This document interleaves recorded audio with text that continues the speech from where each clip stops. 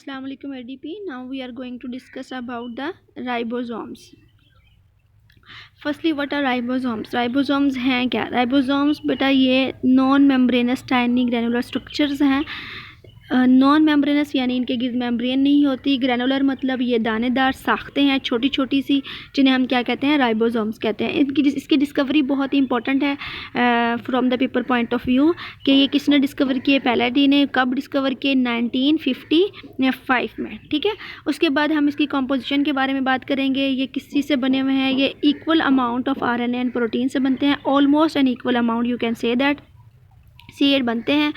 अब वो उसमें जो RNA यूज़ होता है, जिस RNA से ये राइबोसोम्स डेवलप होते हैं, हम उस RNA को on the basis of their function नाम देते हैं राइबोसोमल RNA। ठीक है, तो इसलिए चूँकि इसमें राइबोसोम मौजूद है, RNA मौजूद है और प्रोटीन मौजूद है, इसको हम एक और नाम भी देते हैं, that is called as ribonucleoprotein particles from ribonucleomine. As I you know that RNA has a complete form of ribonucleic acid, that's why they are called as ribonucleo। and चूँकि प्रोटीन की भी इक्वल अमाउंट मौजूद है तो राइबोन्यूक्लियो protein particles भी इन्हें कहा जाता है।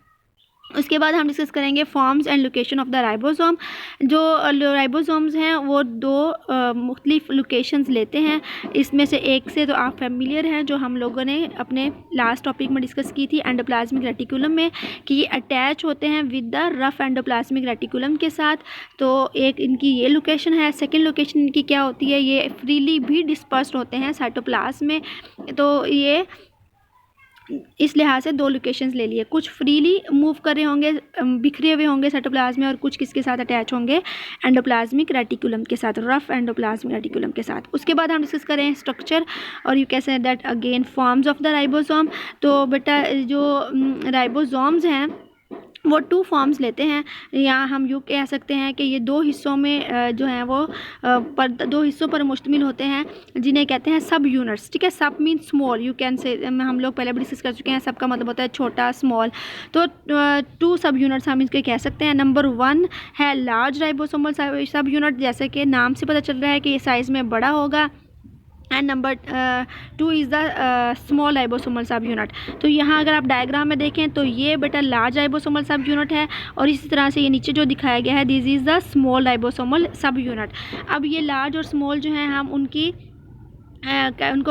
On the basis of their sedimentation जो है वो नेमिंग करते हैं कि ये जो लार्ज राइबोसोमल सब यूनिट है बेटा वो कैसे कैटेगराइज होता है? वो 60S का है। 60S में ये जो बेटा S है ये स्वेडबर्ग यूनिट है।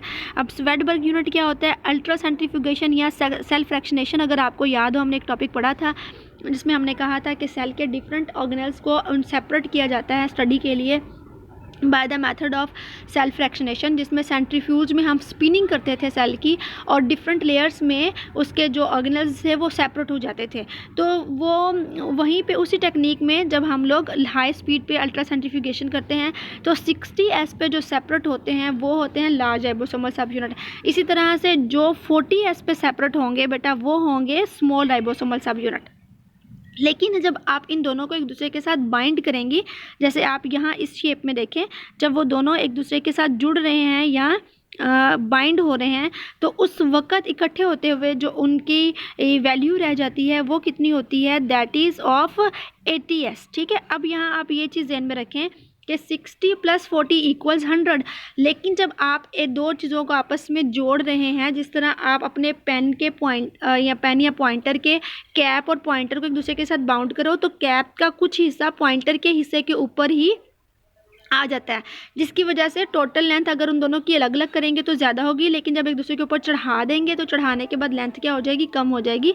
ये सेम ऐसे ही है, पहले लार्ज 60 और स्मॉल 40, लेकिन जब दोनों को एक दूसरे के साथ बाइंड किया और ऑफ कोर्स कुछ हिस्सा एक दूसरे के ऊपर ओवरलैप कर गया, दैट्स वाई वो उसकी जो वैल्यू है वो कितनी रह गई? 80S रह गई।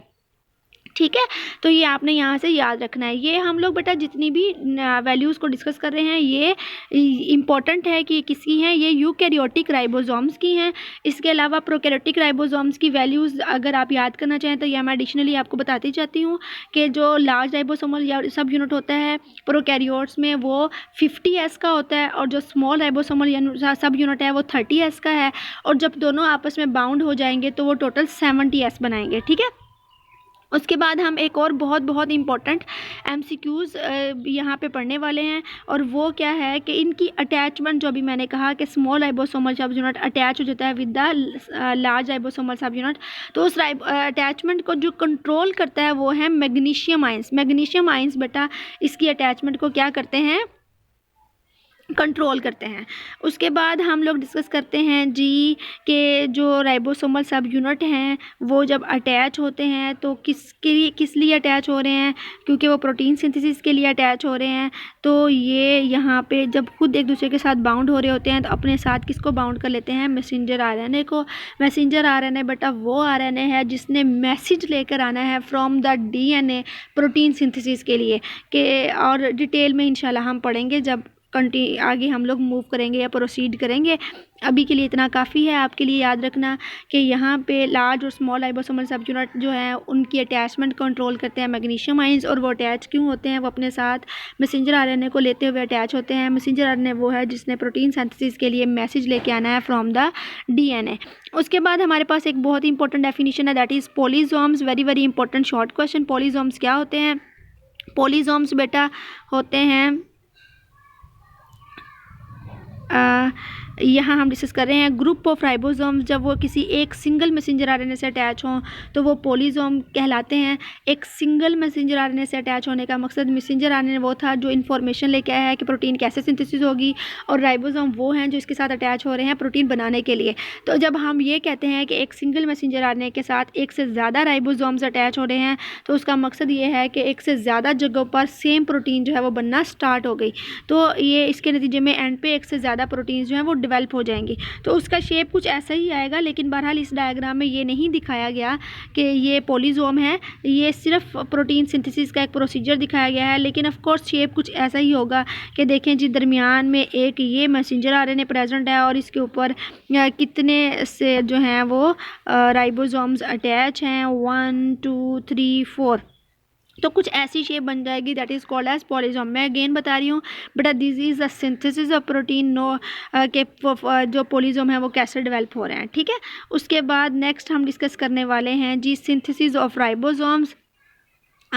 ये बनते कहाँ पे हैं और कैसे बनते हैं ये आपने अच्छे से याद रखना है। राइबोसोम्स बेटा असेंबल होते हैं न्यूक्लियोलस में फ्रॉम ऑफ द न्यूक्लियस। अभी हमने न्यूक्लियस का ऑर्गेनेली जो है वो डिटेल से नहीं पढ़ा, लेकिन जब आप पढ़ेंगी तो वहाँ आप देखेंगी कि न्यूक्लियस के अंदर एक स्पेसिफिक लोकेशन है, साइट है, जो कि ज़्यादा जो कि कोई ख़ास बाउंड्रीज़ नहीं रखती, लेकिन वो जब हम उसको डाई करते हैं तो थोड़ा गहरा डाई हो जाती है, जिससे पता चलता है कि ये साइट बाकियों से थोड़ी डिफरेंट है, मुख्तलिफ है, यहाँ पे कुछ अलग काम हो रहा है।